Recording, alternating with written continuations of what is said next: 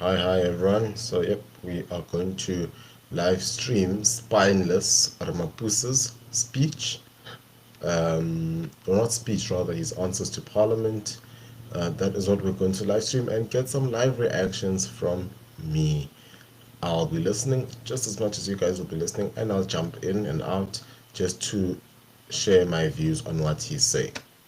This because to produce an ambitious leaders declaration that will promote the development agenda of the global south in general and the African continent in particular. So all in all, Madam Deputy Speaker, a great deal has been achieved. We are way beyond the halfway mark.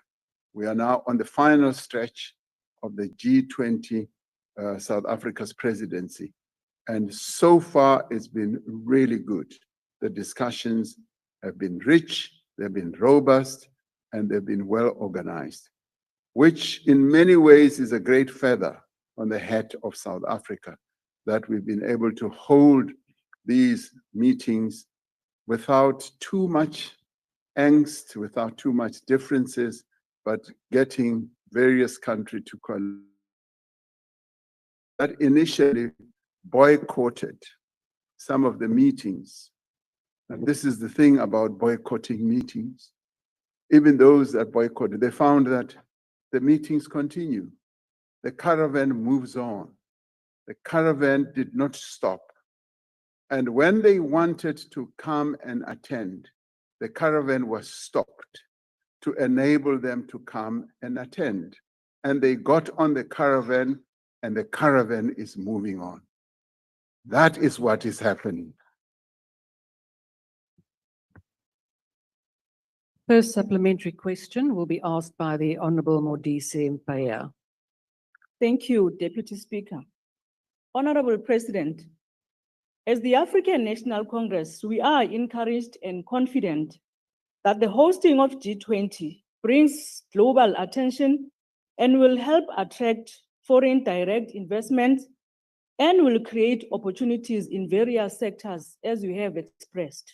However, a lot of our people are uncertain and are asking the questions of how will the G20, as hosted by South Africa in 2025, benefit and ordinary persons on the streets, as well as help improve our economy and ensure.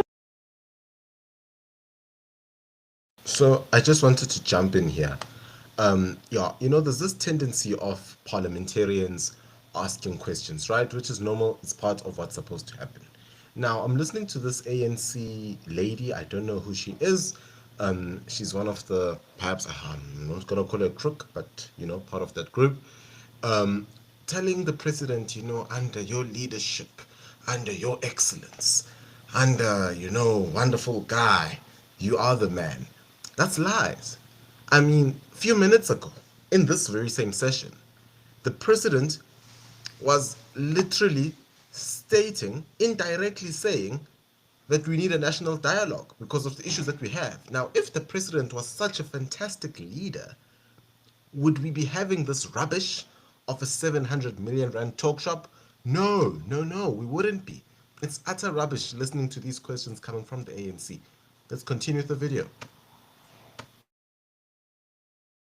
So that some of the opportunities created can be sustainable even beyond.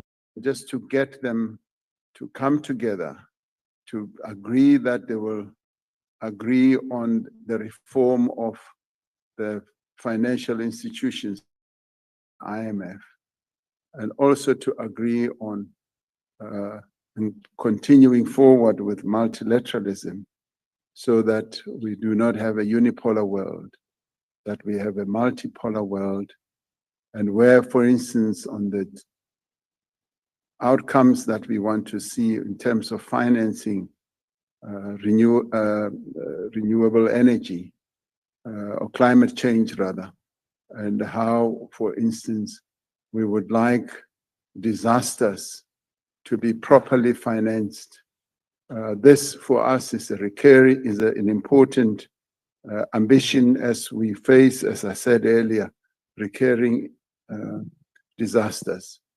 So in time, the people who live on the eastern seaboard, in KZN, in the Eastern Cape, in the Southern Cape, who continue to suffer from climate change damage, we're hoping that through the decisions that will be taken, we'll then be able to get finance that is going to assist us with rebuilding. And obviously, we're also doing this for our own continent, for countries in the global south, but more particularly for Africa, that in the end, there should be agreement on how countries that are suffering from a high debt burden can get cheaper loans to address their own developmental agendas. Now, all these matters do take time, as many others that have been decided by the G20 do take time. For instance, in Brazil, the decision was taken to target the 3,000 richest people in the world and to levy a tax on them. Now, that was agreed, and that work is now underway. It will admittedly take some time before it is finally put into place. But in the end, the taxation of those people will lead to higher taxes for the countries where they live, and in the end, it will result in development finance being present. So we, as South Africa, being positioned as a country that is hosting the G20 for the first time, we should be pleased that it positions our country as a very important country from an influence point of view, because we are up there with the many other nations, and we're able to influence decisions that will be taken by various multilateral organizations in the world. And as it is now, because we are G20 president, our views, our opinions are sought, and our word is heeded and listened to. So these are some of the key benefits that position our country at the top level of countries that operate in the world. And more so for us, it was more to focus on Africa and to focus on the global south, which has broadly been accepted, and also to focus on the Africa continent. So now this spineless Cyril key, he says a lot, but he just says nothing. He says a lot, but it's got a skill of saying nothing. A classic politician. Now, he says we should, the whole G20 coming to South Africa, right? Wonderful. G20 is coming here, but President Donald Trump is not coming. Now, he says the fact that we've got the G20 coming to South Africa, this is good for Africa. Okay, cool. Then he says we should prioritize Africa. Now, hear me out. What does Africa have that they are going to give us? Are they going to invest in South Africa? I mean, the only thing that we could get out of here is what we've always been getting out of the AU, the free trade deals, the duty-free trade. There is absolutely nothing that I would be expecting from Swaziland in terms of investing in South Africa. The least that they can say, okay, no, you can trade for free now, which is what we've been discussing at AU. President, please, man, wake up, be a decisive president. Come on. Can you wake the F up? Free trade area, and to convince the various countries that are part of the G20 that South Africa remains the gateway into the rest of the African continent, where if they want to set up operations, we are an investable destination. So from an investment point of view, it also showcases our country. It gives us an opportunity to talk about South Africa. And in fact, in all the meetings that have been held, all our ministers and our deputy ministers have done nothing but to showcase South Africa.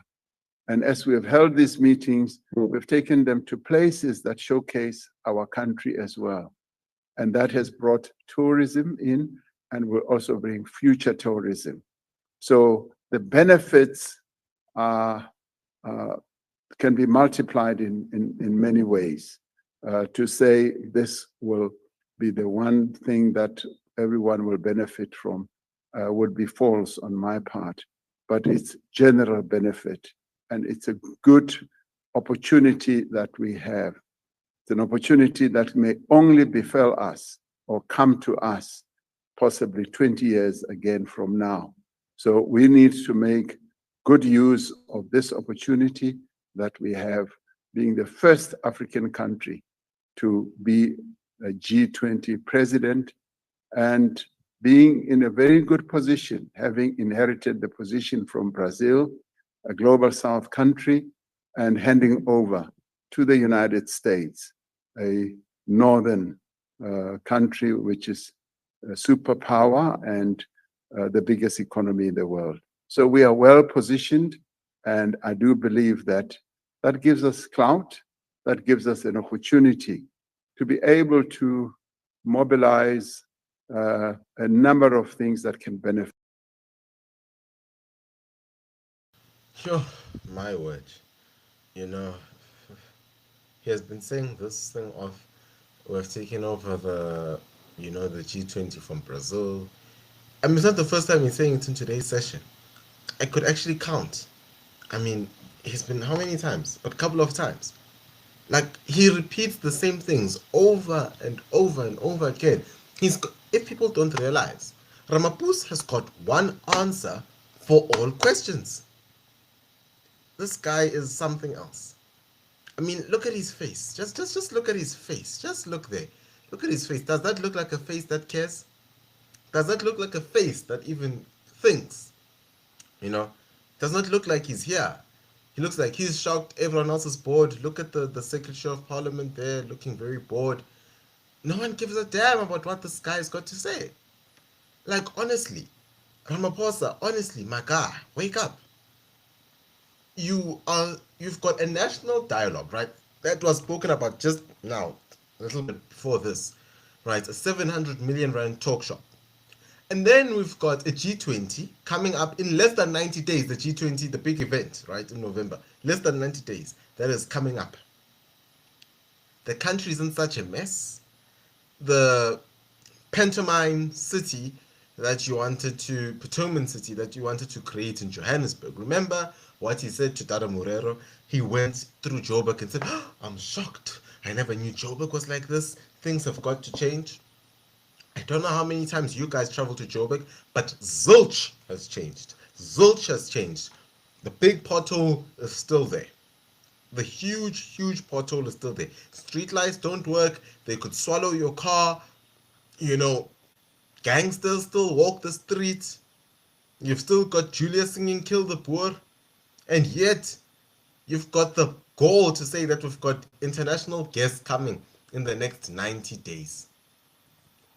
And you mentioned this a push while ago, that we've got to change. No change has happened under your leadership. The only thing that happened in Joburg was the fact that Bree Street has now got paving bricks instead of tar.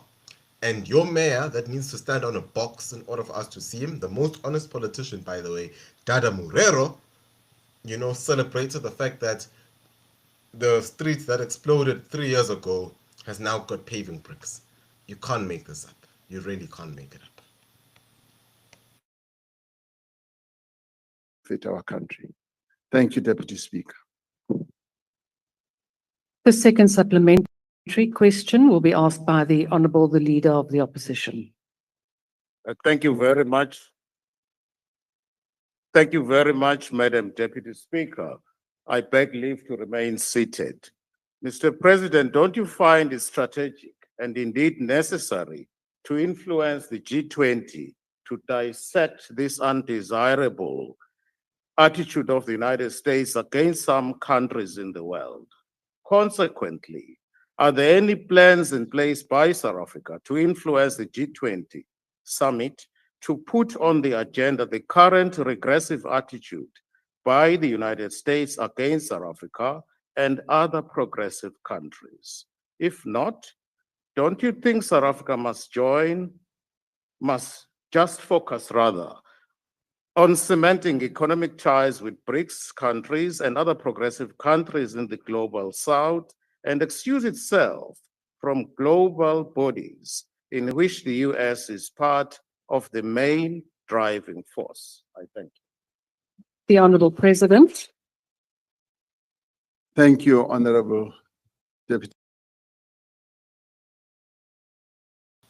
Now, before our foolish president answers this question from another fool, John Kloppe, you know, I'm listening to this crap, and supposedly he is the leader of the official opposition.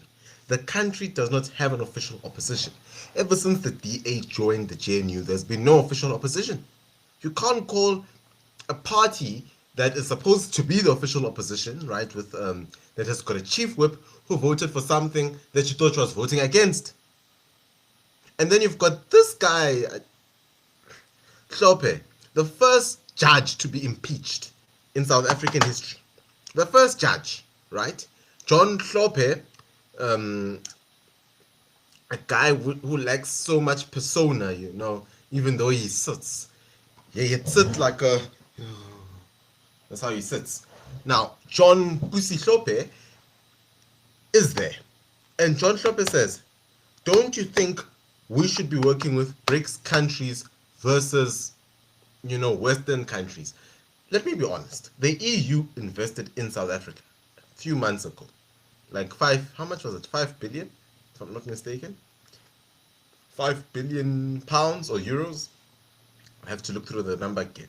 And then China had its 80th military parade a few days ago. Was RAMAPHOSA invited? Was he there? No, but Emmerson Mnangagwa was there. So, John Foolish Kloppe, if you think we should be taking BRICS seriously, think again.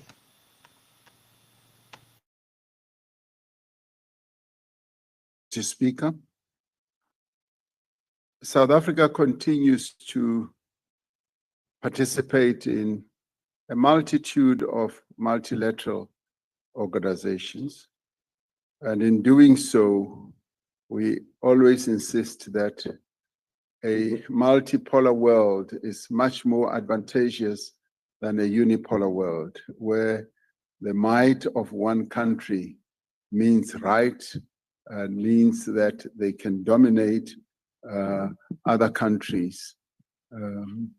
And we participate because we do always advocate the interests of our continent, and of course the interests of our own country and continent and the global south.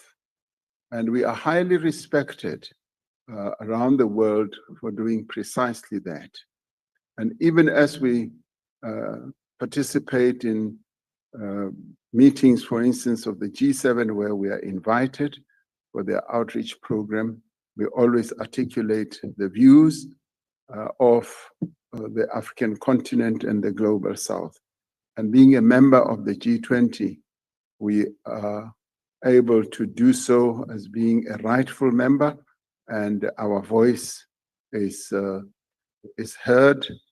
And of course, you will know that as part of all this, we are members of BRICS, and some members of the G20 are also in BRICS, such as India, Brazil, and China.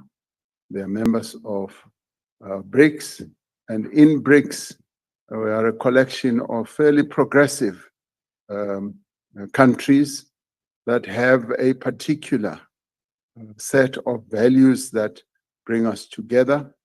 And just yesterday, as I said, we held a... Oh, you've got a particular set of values that bring you guys together.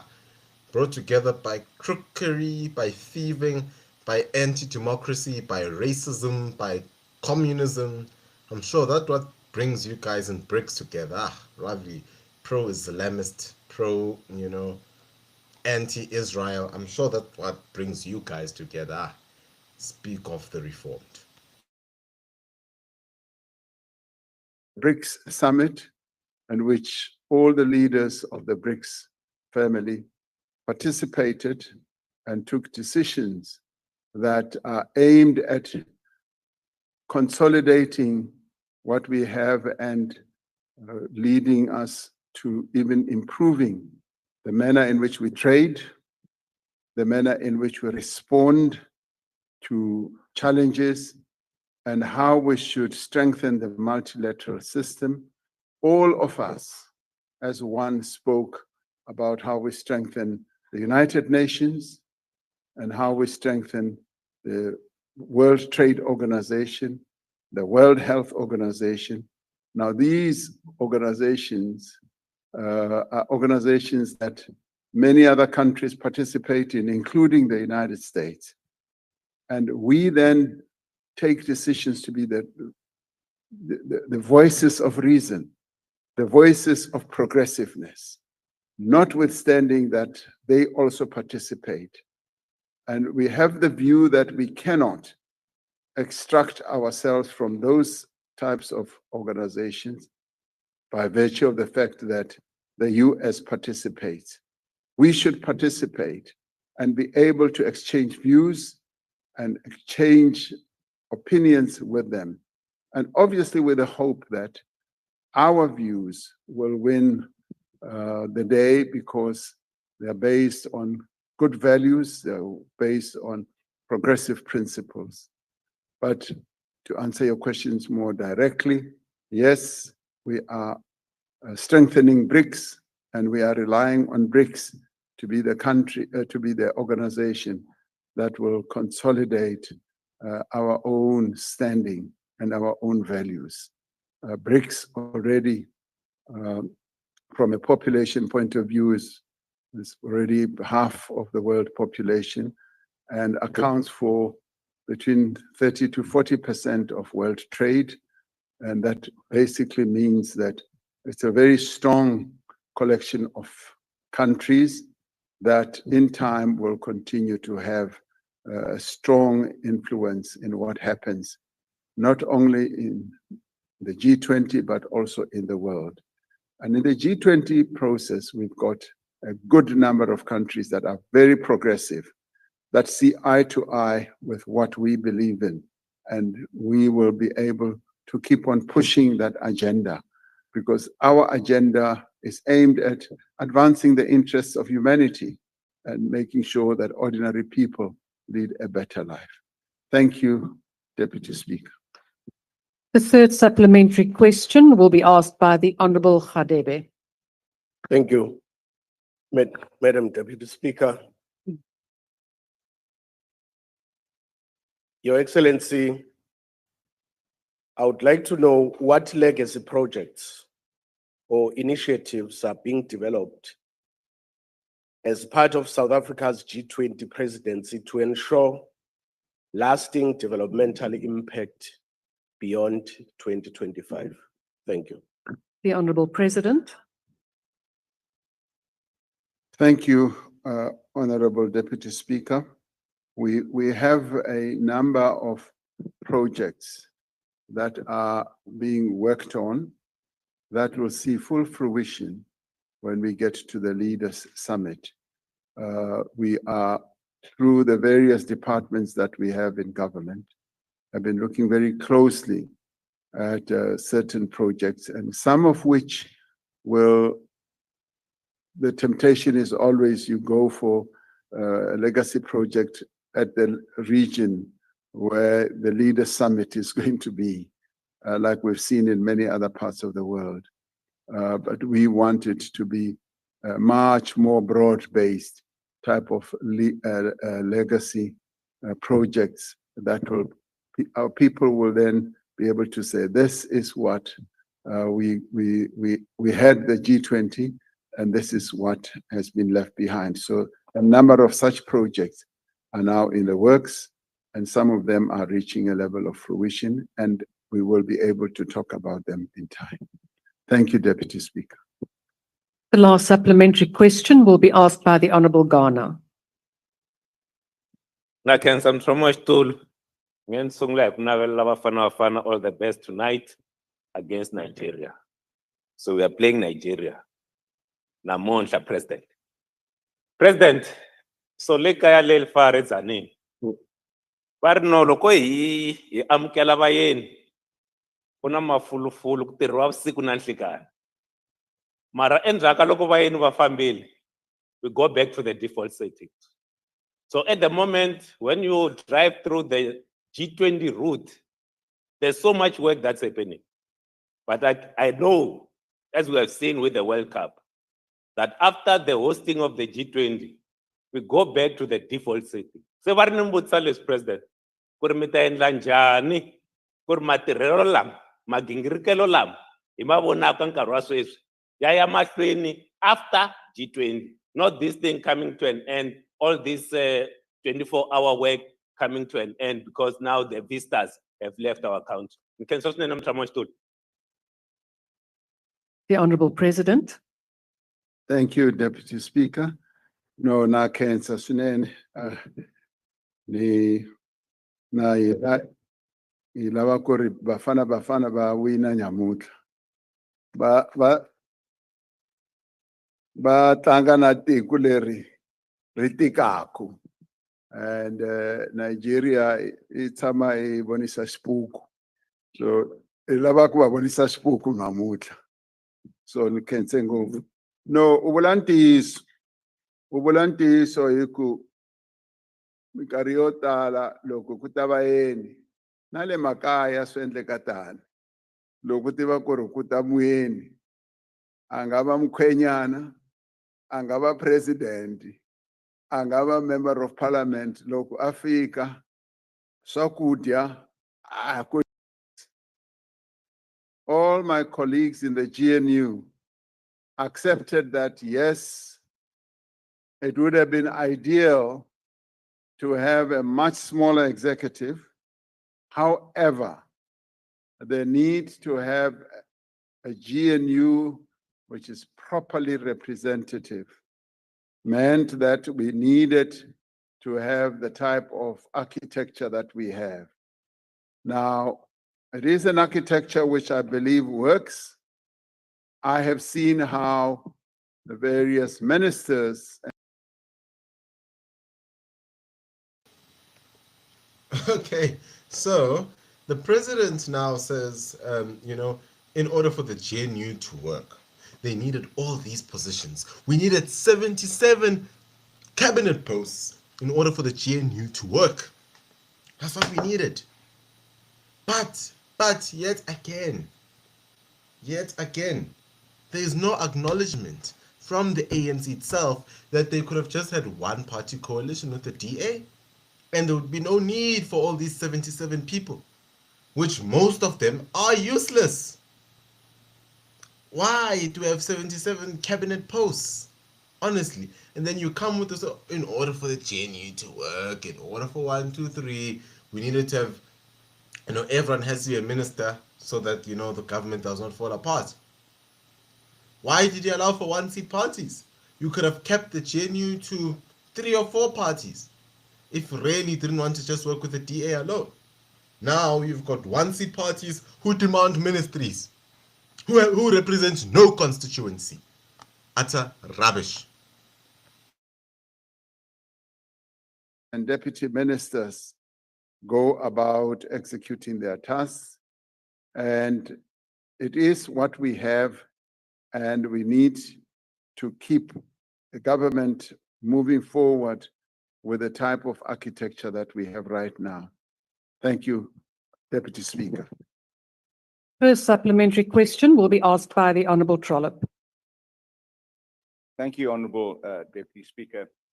Honourable President, you're the steward of South Africa. And despite your so-called wish that your cabinet would be smaller, it has grown like topsy. You didn't cut any of the ANC positions, you just added GNU, Kapezu. You have recently appointed, I need protection. Order, honourable members. Honourable President, you recently appointed an acting Minister of Police who incidentally says there's no such constitutional provision. He's the Minister of Police because you couldn't promote 2 of the deputies. You didn't trust them to become ministers. You also fired the Deputy Minister for Trade and Industry and Competition 75 days ago, and that position still remains vacant. These two examples illustrate just how insignificant and redundant these positions are. Stewardship, Mr. President, is well explained in the book of Matthew, where 3 of the minister's servants were given 10, 5, and 1 bags of gold to look after. 2 of them increased the value of what they were given, and they were rewarded. 1 buried what they were given and was rebuked. Why are you burying what you've been entrusted with by maintaining such a costly, bloated, and ineffective cabinet? Will you and your party support my private member's bill, constitutional amendment, to do away with deputy ministers so that the cost of these redundant members can be redirected to the betterment of our country? Simple question. Will you support it? It's coming. Will you support the private member's bill? If you want a smaller cabinet. The Honourable President, Honourable Trollip, your time has expired. The Honourable President. Thank you, Deputy Speaker. What Honourable Trollip is saying sounds like a threat.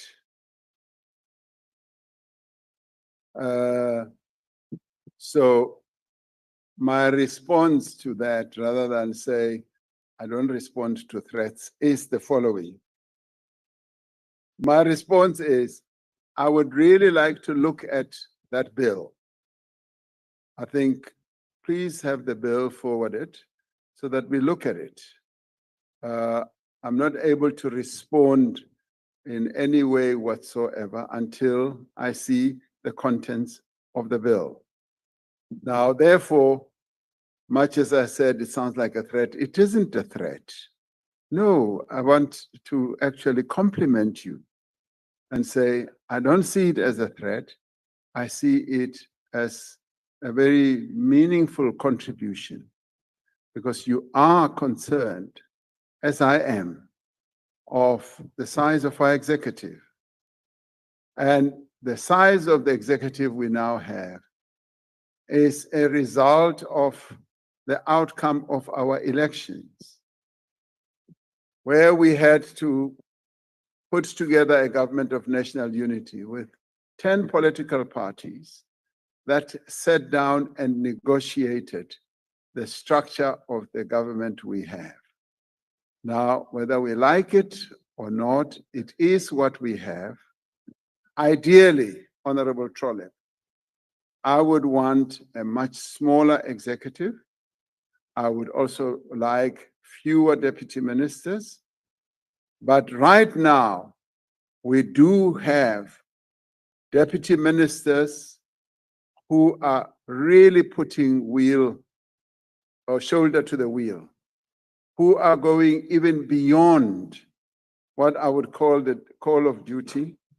And those deputy ministers are distinguishing themselves as real contributors to our governance. And what I also really am appreciating is the fact that many of our deputy ministers are working so well with their minister colleagues. So, Order, honourable members. Order. Mr. President, please. Honourable President, please take your seat. Honourable Matiase, on what point are you rising? Deputy Speaker, on a point of being mischievous. Honourable Matiase, that is not a point of order. Please take your seat. The President is deliberately twisting facts, misleading the public. Madiba says a man who, depending on who listens Honourable to him, Matiase, changes his message. Honourable Matiase, you are not Changes now his message. making a He's speech. a man who Please cannot take your seat, lead. Honourable Matiase. He's the man who Please cannot take lead your- our nation. Please take your seat. He's the man who cannot Honourable lead Matiase, our nation. please take your seat. That is not a point of order. Honourable President, please proceed. Honorable Deputy Speaker, I think I've responded to the question and have given the reasons why we continue to have the size of the executive that we have, as well as why we have the deputy ministers. And I have said that it remains a wish and, in the end, an objective that we should have an executive. And I've said it here a number of times, but this time round, it was given rise to by the outcome of our elections, where we needed to set up a government of national unity. Thank you, Deputy Speaker. The second supplementary question will be asked by the Honourable Ligaraba. Ndo livhuwa Mthusam Mulangadzulo. Honorable President, given that deputy ministers play a crucial role in supporting ministers and contributing to oversight and coordination of government departments, despite not having executive authority, can the President... Somehow I knew it was going to be an ANC person. When I heard the, I knew it was going to be an ANC person. Now, you say deputy ministers have got a critical role. In some positions, yes, but not all. Do we need a deputy minister of women and children? Do we need a deputy minister of tourism? Do we need a deputy minister of arts and culture? Some of those ministries don't need. That's overcapacitating a position. I mean, honestly, it is shocking that people are defending deputy ministers. It is truly, truly shocking.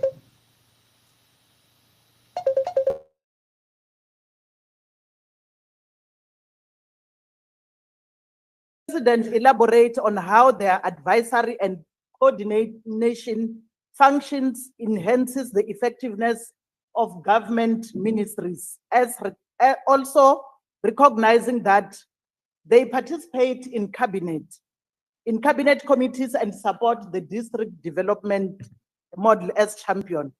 If possible, President, can you also outline specific examples or successes where deputy ministers have effectively contributed to policy implementation, departmental oversight, and stakeholder engagement, thereby justifying their continued existence? Thank you, Honourable Member. Your time has expired. The Honourable President. Thank you, Deputy Speaker and honourable members. Yes, deputy ministers continue to play a critical role in our governance. They are members of the executive. They participate in cabinet committee discussions. I'd like to believe that we have a really wonderful system that functions so well that every proposal that finally sees its light of day in cabinet goes through rigorous processes, starting off in the department, where the minister and deputy minister will engage in discussions with their directors general and deputy directors general to put forward a proposal or a proposition that could lead to a project, or that could lead to an amendment of a law or a structuring of a policy. That then goes to the directors general, forum of directors general, to be thoroughly discussed across the various departments. That then ends up going to the cluster. Hey, I've raised my hand. The cluster that we have. Honourable President, if you would just allow me a second. Honourable members, please keep your microphones muted and do not interrupt the proceedings. Mr. President, please proceed. When it goes to the clusters, deputy ministers also participate in those discussions, and thereafter it goes to cabinet committees, the various clusters of cabinet committees where deputy ministers participate vigorously in the crafting of policy, of proposals, or even the drafting of laws. Whereafter it then goes to cabinet, where cabinet collectively then examines what will have gone through this sausage machine, if you like, where a proper decision is then taken. Now, the value of having cabinet ministers is clearly demonstrated in this whole process. It starts at the department level and it goes forward to the cluster level and the cabinet committee level, where they engage with other deputy ministers and ministers on the crafting of any position that should lead to either a change or an enhancement of a proposition. So cabinet deputy ministers do play a very critical role. Honorable member, you ask if I can give you any concrete example. I can give you many, but standing here, I would only be able to give you a few and leave out others. But they are all participating in a meaningful way in governance. They are participating in the execution of decisions. They assist ministers, and where ministers are not able to act on a particular project or initiative, deputy ministers. Hey, you must recognize my hand, please, Deputy Speaker. Honorable President, could you please take your seat? Honorable Skosana, please state the point that you are now rising on.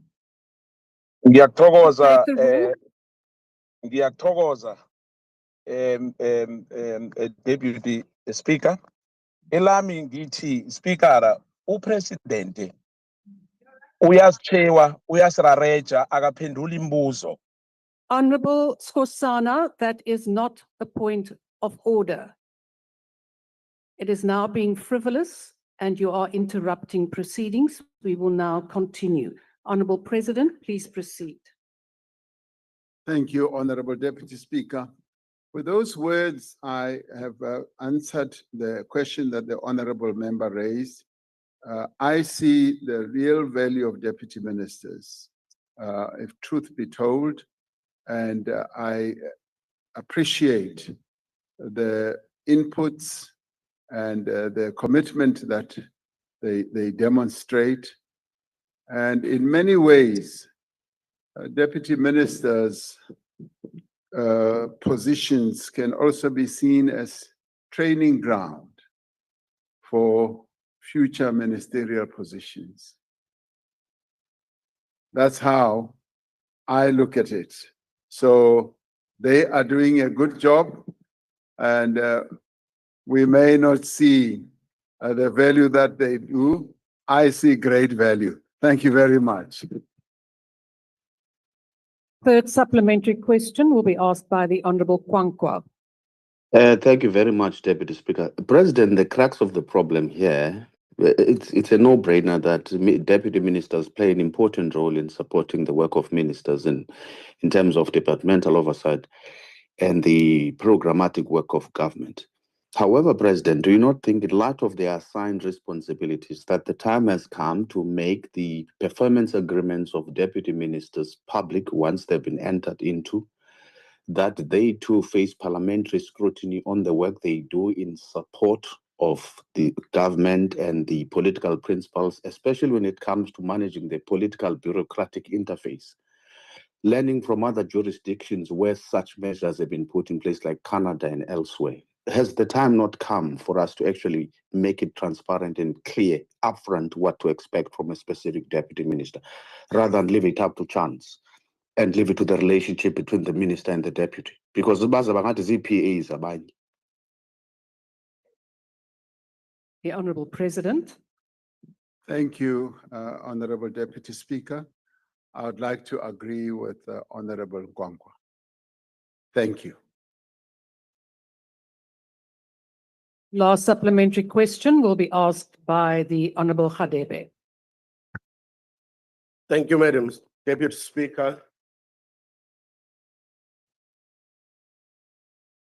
Your Excellency, my question is, considering that ministers within the government of national unity are often overstretched with the workload of managing various tasks within their departments, deputy ministers have proven invaluable in assisting ministers with executing their mandates.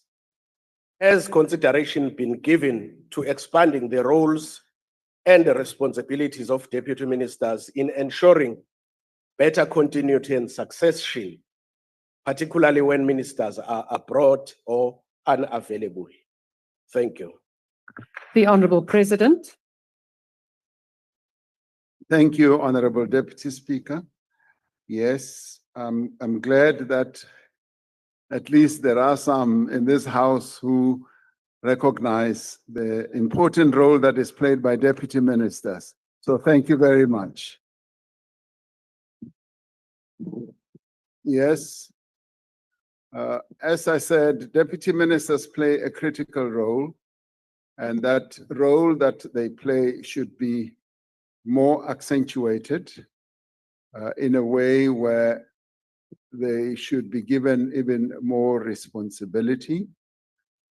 The Constitution of our country invests in a minister a particular role, which is quite special.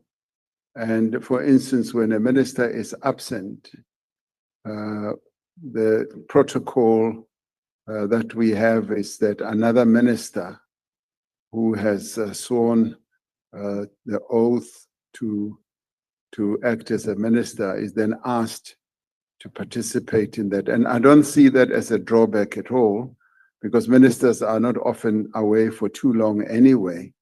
And when there is clear sharing of tasks and clear areas of responsibility, it should not impede the deputy minister's ability to act and to execute some of the work that should be done.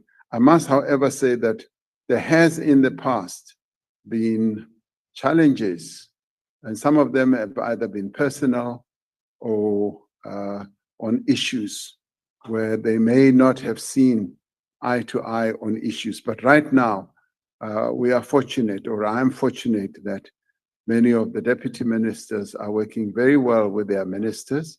And where there are issues, we do intervene to assist and to give support on an ongoing basis. And because you are dealing with people, you will always have situations where they butt heads. And in the end, the role that we play is to try to ameliorate all that. But so far, it's working very well. But the points that you have made and the points that Honorable Nkwankwa also made are points that are very cogent, which I would like to take into account as we move forward. Thank you. Honourable members, the last question has been asked by the Honourable Chauke Adonis. The question is, given that the Gender-Based Violence and Femicide Act No. 9 of 2024 establishes a National Council on Gender-Based Violence and Femicide, but only 5 million rand has been made available for the interim secretariat, what plans does the government have in place to ensure that the council will soon be functional with enough budget and all the necessary support to carry out its work optimally? The Honourable President. Honourable Deputy Speaker and honourable members, it is vital that the National Council on Gender-Based Violence and Femicide is established with the authority and resources that are outlined in the Act. I feel a bit disappointed that this council has not yet been established in a way that it will take on the task that was envisaged when the National Strategic Plan was crafted. I saw that as I embraced the National Strategic Plan, I saw the role of the Council being the one that is going to help us as South Africans to bring down the incidents of gender-based violence. So it remains a huge disappointment to me that this council has not really been set up. Now, the interim allocation of 5 million for the Secretariat is a transitional measure enabling the coordination of the implementation of the National Strategic Plan against gender-based violence and femicide. To ensure that the National Council is able to fulfill its critical functions, National Treasury has approved the Council as a separate sub-program with ring-fence funding from the 1st of April 2026. The Council is planned for establishment, as I'm told, from the 1st of April 2026 following due processes. Due processes, in my view, that have taken an inordinately long time. Ministers have nominated government representatives to the Council, and the relevant portfolio committee in the National Assembly will call for civil society and private sector nominations. And I would like this to be speeded up so that the process of establishing the Council should really get underway. The board will appoint the CEO and the Secretariat staff, draft regulations to coordinate the provincial as well as the local gender-based violence and femicide structures are being developed.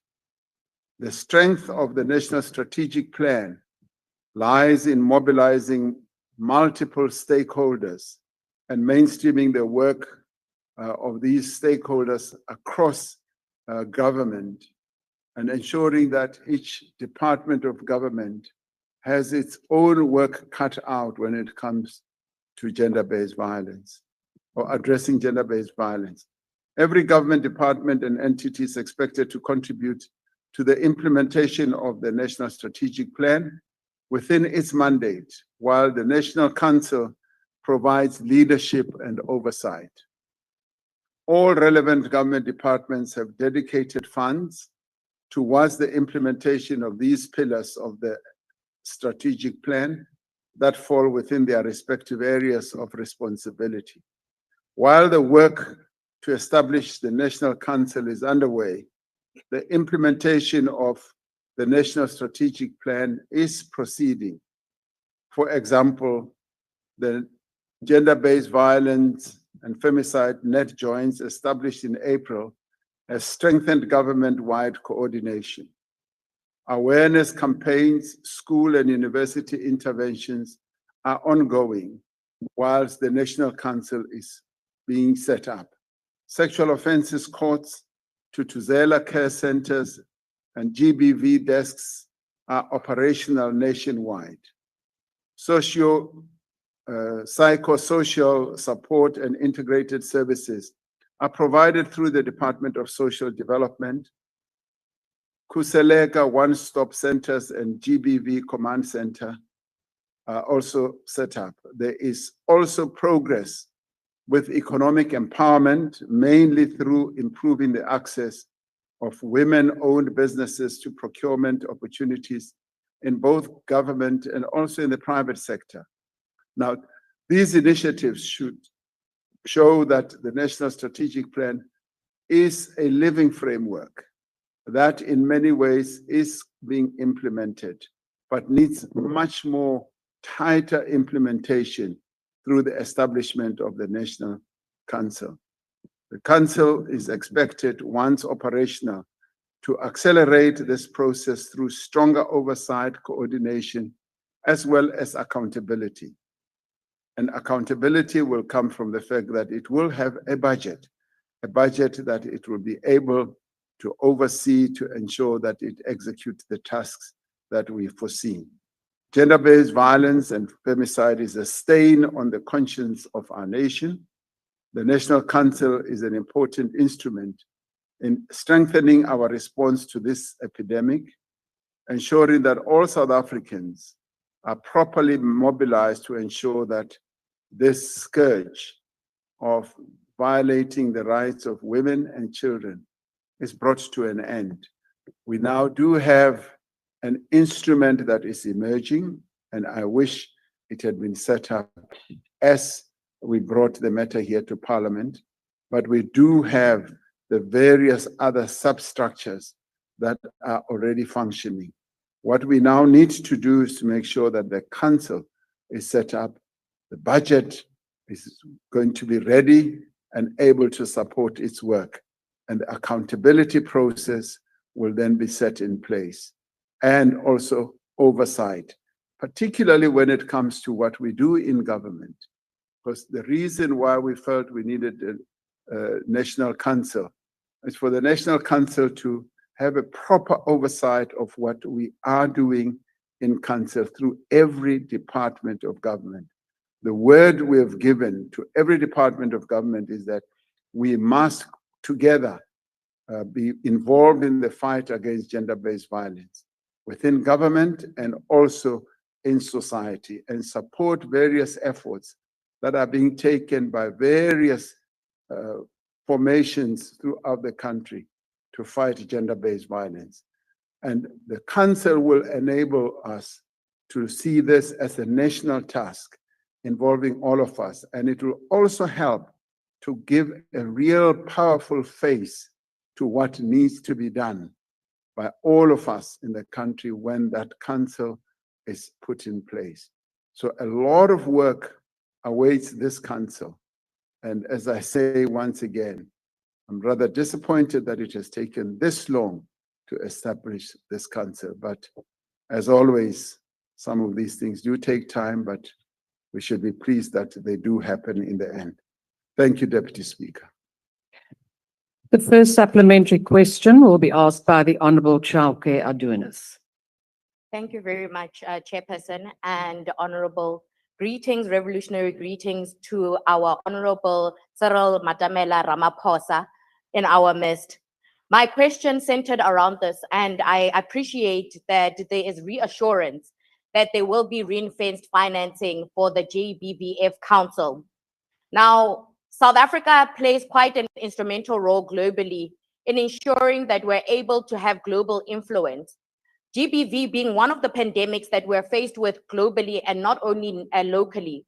How does the president look to utilize South Africa's influence globally on ensuring that we're able to impact on curbing the GBV crisis that is faced globally and by other countries, but additionally utilizing the NC-GBVF model in order for us to utilize it as a platform, but also as a pillar to lead when it comes to curbing the crisis of gender-based violence across the globe. And most importantly, it would be, how does the president look to utilize his presidency also in the G20 to ensure that we're able to greatly have influence towards empowering those who are victims of gender-based violence and femicide? Thank you very much. The Honourable President. Thank you, Honourable Deputy Speaker.